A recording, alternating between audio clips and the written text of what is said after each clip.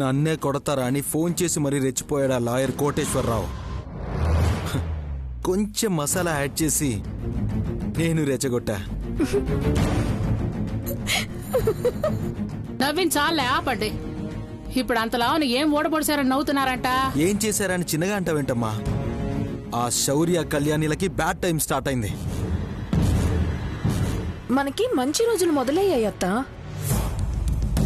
కోటేశ్వరరావుతో మనం ఇచ్చిన షాక్ కి వాళ్ళు జీవితాంతం కోలుకోలేరు. అసలు వాళ్ళ లాయర్ని మనం డబ్బులిచ్చి మేనేజ్ చేస్తామని ఊహించని కూడా ఊహించరు. అలాంటి ఆలోచన పోలీస్ బుర్రైన శౌర్య కూడా రాలేదు. నీకొచ్చింది శామ్. ఈ అమ్మి బుర్రని మ్యూజియంలో పెట్టాలా? అట్టాంటి బుర్రగాది ఇది. నేనేం ఆలోచించినా నా కోసం కాదు సిద్ధు. నీకోసం ఏదైనా ఆలోచిస్తుంటే మాత్రం నా బుద్ధి షార్ప్ గా పనిచేస్తుంది. అందుకే గదు నువ్వు మా అబ్బాయి పక్కన చేరింది. మొత్తానికి లాయర్ని మేనేజ్ చేశామమ్మా. కళ్యాణి వేలుతో కళ్యాణి కన్నునే పొడిపించాం. వాళ్ళ తరపున ఏ లాయర్ వాదించకుండా చేశాం చూడు, అది అసలు ట్విస్ట్. వాళ్ళ కథకి క్లైమాక్స్ అమ్మా. కోర్టు తీర్పు రాకముందే మన గెలుపు కన్ఫర్మ్ అయిపోయింది సిద్ధు.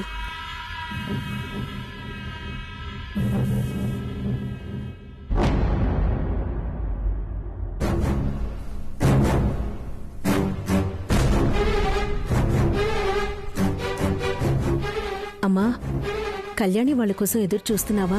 అవునమ్మా, లాయర్ గారిని కలిసి వస్తామని వెళ్ళిన వాళ్ళు ఇంకా రాకపోవడం ఏమిటి? లాయర్ గారు సమయానికి ఇంట్లో ఉన్నారో లేదో మాట్లాడి రావాలి కదా. వస్తారులే శివా. వివరంగా అన్ని విషయాలు మాట్లాడి రావాలి కదమ్మా. వచ్చేస్తుంటారులే అత్తయ్య, వాళ్ళ గురించి కంగారు పడాల్సిన అవసరం లేదు. మరి పిల్లలు స్కూల్ నుంచి రాలేదు అన్నట్టు అంతగా ఏవి ఎదురు చూడాల్సిన అవసరం లేదు. తోడుగా నా కొడుకుని తీసుకెళ్ళిందిగా, వచ్చేస్తారులే.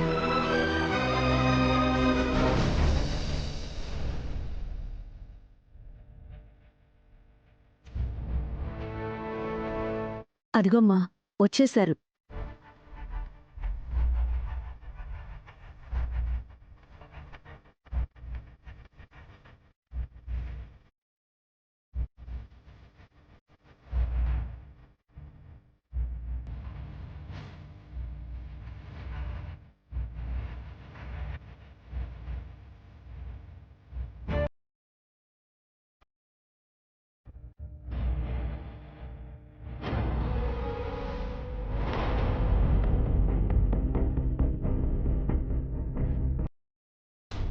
ఏమ్మా, వెళ్ళిన పని అయిందా?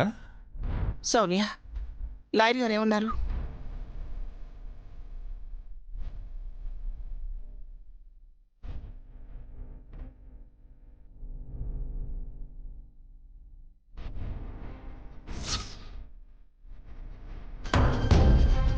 కళ్యాణి ఏంటలా ఉన్నారు? ఇద్దరూ ఆనందంగా వస్తారనుకుంటే అలా ఉన్నారేంటి?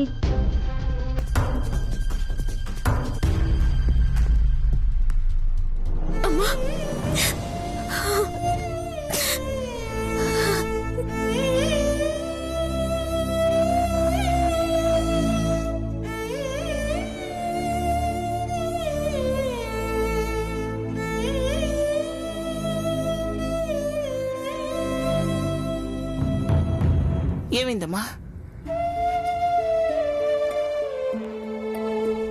కళ్యాణి ఏడుస్తుందంటే ఏదో జరిగింది. ఏం జరిగింది శౌర్య?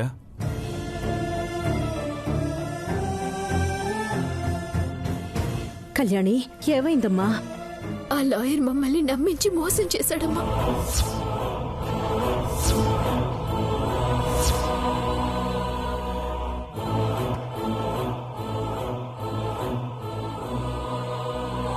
మన దగ్గరున్న ఆధారాలన్నీ ఆ సంపద వాళ్ళకిచ్చేశాడు.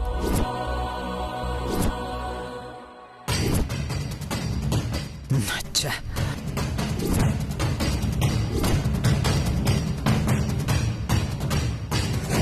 నీ రాతే రాతే ఒక విధంగా అదృష్టం కలిసొచ్చింది అనుకుంటే దురదృష్టం 4 విధాలుగా తరుముకుంటూ వస్తుంది.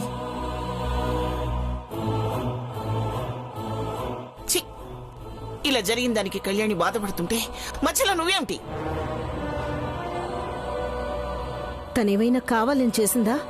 కావాలని చెయ్యకపోయినా నీ కూతురు కల కలిసొస్తుంది మరి. అయినా నువ్వెదురొచ్చి మరీ సాగనంపావు కదా.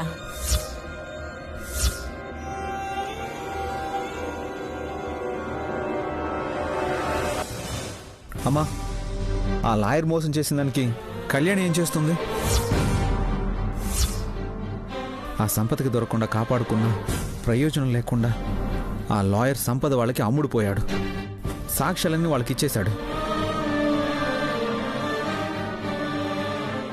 అంత మంచి పేరున్న లాయర్ ఇలా అమ్ముడుపోతాడనుకోలేదు. ఇదంతా అసంపద గేమ్.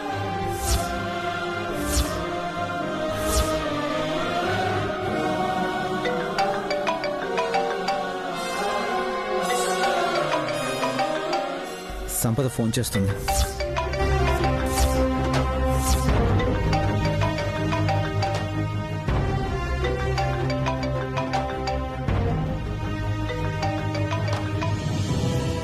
హలో, ఏంటి ఆఫీసర్?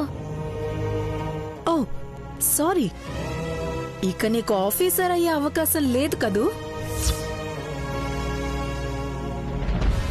ఎలా ఉంది దెబ్బ?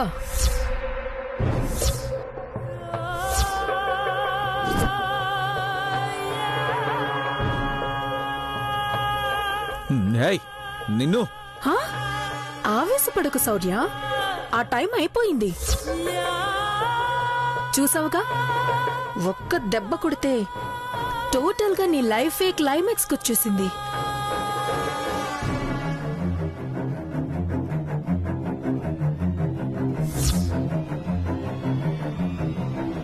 ఇప్పుడు కూడా నీకు బంపర్ ఆఫర్ ఇస్తున్నాను శౌర్య. ఆ కళ్యాణిని వదిలే.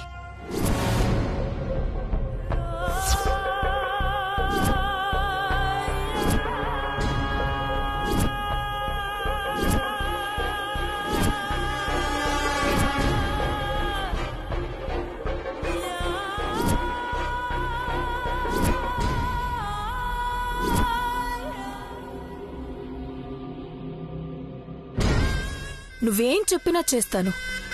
నీ జాబ్ నీకొచ్చేలా చేసి నీకు ఏ కష్టం రాకుండా చూసుకుంటాను.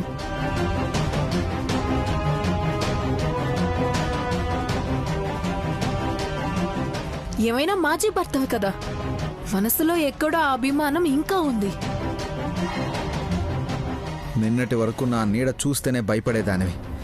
ఈరోజేదో ఆ లాయర్ నీ వైపు తిప్పుకున్నావని గెలిచేస్తాను అనుకుంటే ఎలా?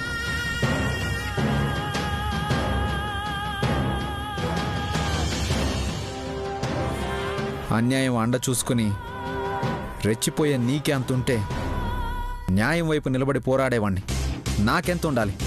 నువ్వు నమ్ముకున్న న్యాయమే నీ ఉద్యోగం పీకేసింది. అది మర్చిపోయావా?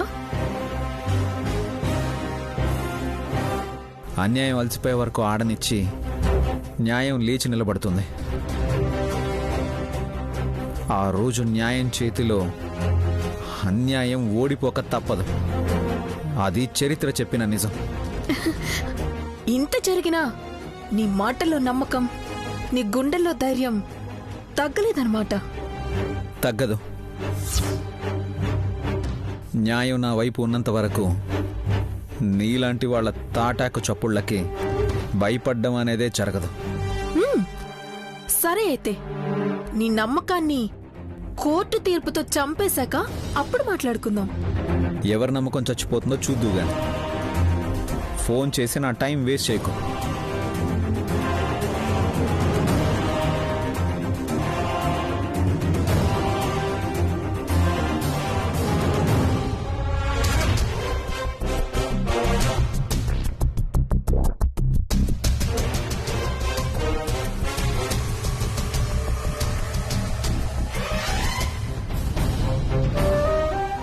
సారీ ఆఫీసర్, ఇదంతా నా వల్లే కదా. నువ్వేం చేసావని ఇప్పుడు సారీ చెప్తున్నావు? నువ్వేం చేసినా కరెక్ట్గానే చేస్తావు. అందరూ కలిసి అలా నెత్తికెక్కించుకోబట్టే ఇది ఇలా తయారైంది.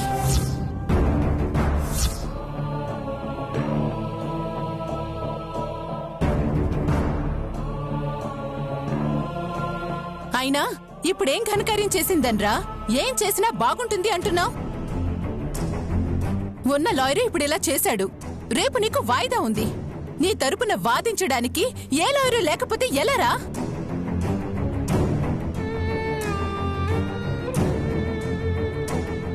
ఎవరు లేకపోతేనే నా తరఫున నేనే వాదించుకుంటానమ్మా. ఓకేనా? ఆ అవకాశం కూడా లేదంట్రా. ఇదిగో ఇప్పుడే తెలిసిన వాళ్ళని అడిగితే పోలీస్ జాబ్ కదా, నువ్వు నీ జాబ్ కోసం వాదించుకోవడానికి పర్మిషన్ ఇవ్వరంట.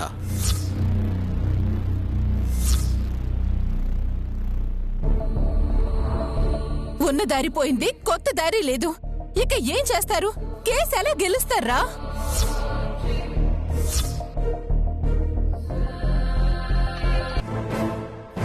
మరీ అంత కంగారు పడాల్సిన అవసరం లేదు. రేపటి వరకు టైం ఉంది కదా, ఏదో ఒక దారి దొరుకుతుంది. ఉన్న దారిలే మూసుకుపోతుంటే కొత్త దారులు దొరుకుతాయా? ఎలాగో చెప్పు. మంచి వాళ్ళకి సాయం చేయడానికి దేవుడు ఏదో ఒక రూపంలో ఎవరో ఒకరిని పంపిస్తాడు. ఎవరొస్తారు? జైల్లో ఉన్న నీ మొగుడా?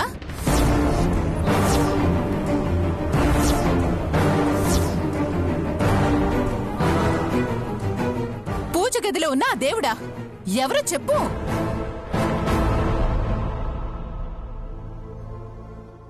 ఎవరు రారు. నా కొడుకుని ఎవరూ కాపాడలేరు. ఏం తల్లి, నీ నోటితో శుభం పలకటం రాదా? ఎవరు రాకూడదని కోరుకుంటున్నావో, లేకపోతే నీ బిడ్డ జీవితం నాశనం అవ్వాలని నువ్వే శపిస్తున్నావో నాకు అర్థం కావటం లేదు. నా భార్య నోటితో పొరపాటున శుభమా అంటే అది కూడా అశుభమే అవుతుంది అత్తయ్య.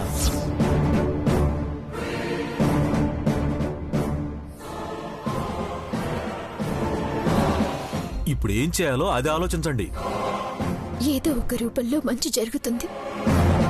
ఆఫీసర్, ఆ దేవుడు గెలిపిస్తాడన్న నమ్మకం నాకుంది.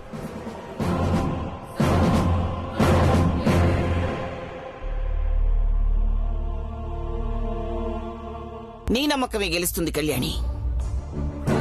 దమయంతి పరిహాసంగా నా పనిగట్టుకున్నా ఆ పూజ గదిలో ఉన్న శివయ్యే ఎవరో ఒక్కరిని పంపించి తీరుతాడు. యూనియన్ ప్రెసిడెంట్ ని కాదని ఎవరొస్తారమ్మా? ఆ దేవుడు చెయ్యాలన్నా చేసే అవకాశం లేకుండా ఆ లాయర్ ని కొట్టి మరీ వచ్చారుగా.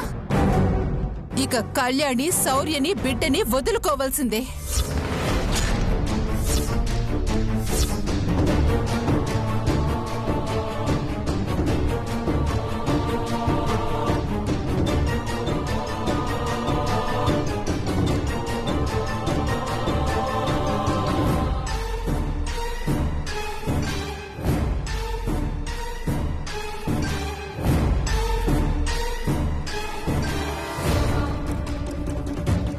Hello sir. మీరు ఎంత పెద్ద ఆఫీసర్ అయినా ఒక సీనియర్ న్యాయవాదితో అలా ప్రవర్తిస్తారా? మీ తరపున ఎవరూ వాదించకూడదని బార్ కౌన్సిల్ డిసైడ్ చేసింది.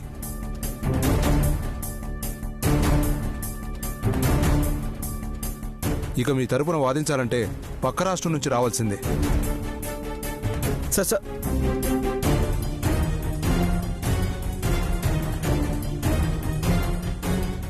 పోనీ ఆ లాయర్ అన్నట్టు పక్క స్టేట్లో ఎవరైనా తెలిసిన వాళ్ళు ఉన్నారేమో చూడండి ఆఫీసర్.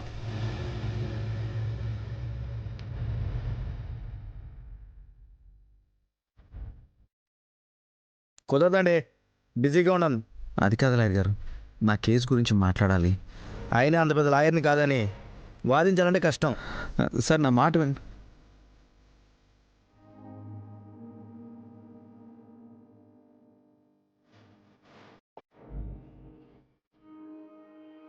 మొన్నటి వరకు ఉమ్మడి రాష్ట్రంలో వాళ్ళు అందరూ కలిసి పనిచేసిన వాళ్లే. వాళ్ళని అడిగినా ప్రయోజనం లేదు శౌర్య.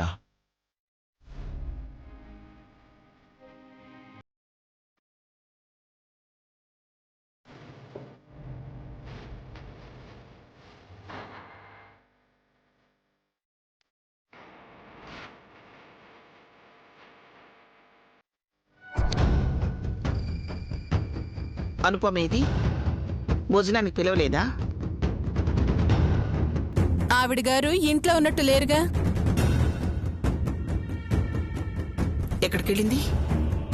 కూతురు చేసిన పనికి ఆ లాయర్ కోటేశ్వరరావు కేసు వాదించును అన్నాడుగా. ఇక నువ్వే దిక్కని వెళ్లి ఆ దేవుడి దగ్గర మొరపెట్టుకుంటుందేమో.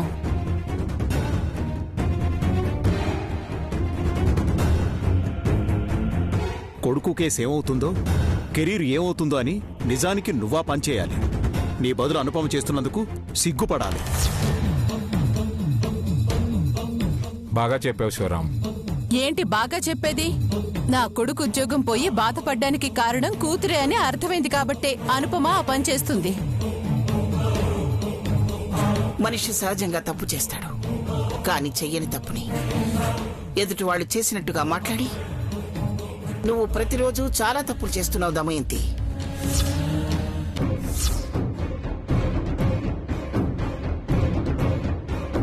తెలియక చేసిన తప్పుల కంటే తెలిసి చేసిన తప్పులకే దేవుడి దగ్గర పెద్ద శిక్షను అనుభవించాల్సి వస్తుంది.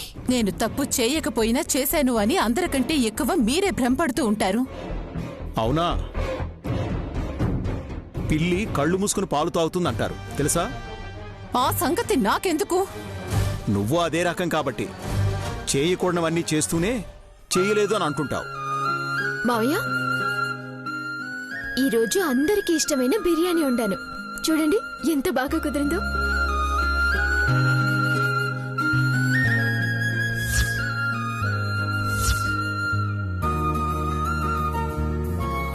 ఆహా, వాసన అద్దరిపోతుంది.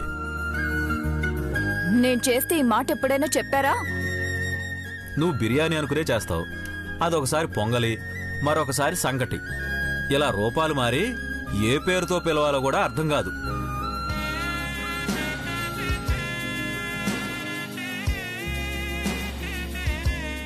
బిర్యానీ ఎప్పుడు వేడివేడిగానే తినేయాలి. త్వరగా తిని వాసనే కాదు రుచి ఎలా ఉందో చెప్పండి. ఏంటి రుచి చూసేది? తెల్లవారితే నా కొడుకు కేసు ఓడిపోతే వాడి భవిష్యత్ ఏంటి, 10 మందిలో ఎలా తిరగాలి అన్న బాధ లేకుండా బిర్యానీ చేశావా?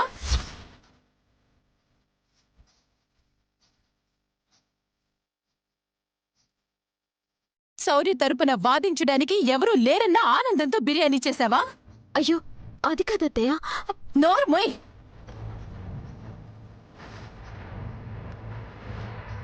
నా బిడ్డ పనిలేని వాళ్ళ ఖాళీగా ఉంటే నువ్వింటి మీద పెత్తనం చెలాయించచ్చు అని చూస్తున్నావా? బాధపడాల్సిన సమయంలో బిర్యానీ చేస్తావా? బిర్యానీ తీసుకెళ్ళి దిశలో పారేస్తాను. దమయంతి, ఏం నువ్వు చేసేది? తిని తిండి నేల పాలు చేస్తావా? మరి నీ కూతురు చేసిన పని ఎలా ఉంది? రేపేమవుతుందిరా భగవంతుడా అని మేమందరం బాధలో ఉంటే కించిత్తైనా బాధ భయం లేకుండా బిర్యానీ చేసిందట. బిర్యానీ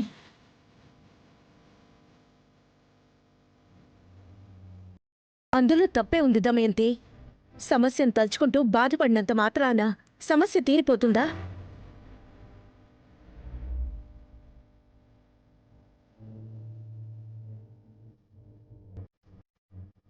రేపెలా ఉంటుంది, ఏం జరుగుతుంది అని తెలిస్తే ఏ మనిషి మనిషిలా ఉండడు.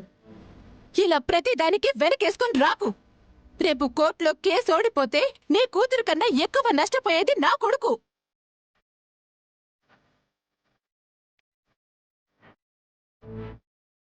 ఎవరు నష్టపోయినా బాధపడాల్సింది మనమందరం. ఆ విషయం మర్చిపోకు. అది తప్ప అంతా ఆలోచిస్తుంది తను.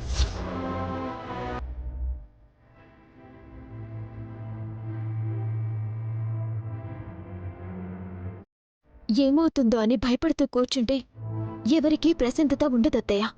ఏదో ఒక మంచి జరుగుతుందని నమ్మి ముందుకు వెళ్ళాలి. మన నమ్మకమే మనల్ని గెలిపిస్తుందత్తయ్య. ఏంటే గెలిపించేది? నీలా గుడ్డిగా నమ్మి బిర్యానీ తింటూ కూర్చోవడం నా వల్ల కాదు. కళ్యాణి చెప్పేది నిజం దమయంతి. రేపెవరి మనసు ఎలా మారుతుందో, దేవుడు ఎవరిని శౌర్య కండగా పంపిస్తాడు. అమ్మ కూతుర్లిద్దరూ కబుర్లు బాగానే చెప్తారు. శౌర్య ఓడిపోతే మాకేంటి అన్నట్టుంది మీ మాటలు వింటుంటే. శౌర్య ఓడిపోతే నష్టం ఎవరికి దమయంతి?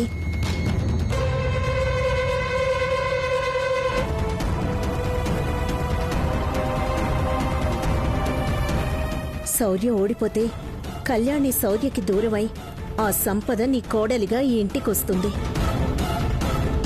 తల మీద పడే రాళ్ల కన్నా దిగబడే బురదనయమని ఆ సంపద నా కోడలుగా వస్తే ఇంకేమైనా ఉందా?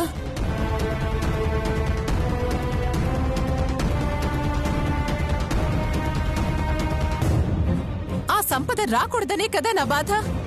కానీ నా బిడ్డ గెలిచే అవకాశం లేకుండా పోయింది. శౌర్య కళ్యాణి విడిపోక తప్పేలా లేదు.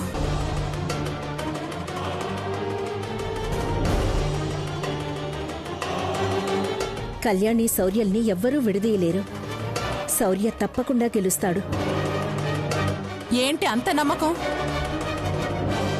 ఏ తప్పు చేయలేదు అనే నమ్మకం, ఎవరిని మోసం చేయలేదు అన్న నమ్మకం. అన్యాయం ఎంత ఎగిరినా చివరికి న్యాయమే గెలుస్తుందన్న నమ్మకం.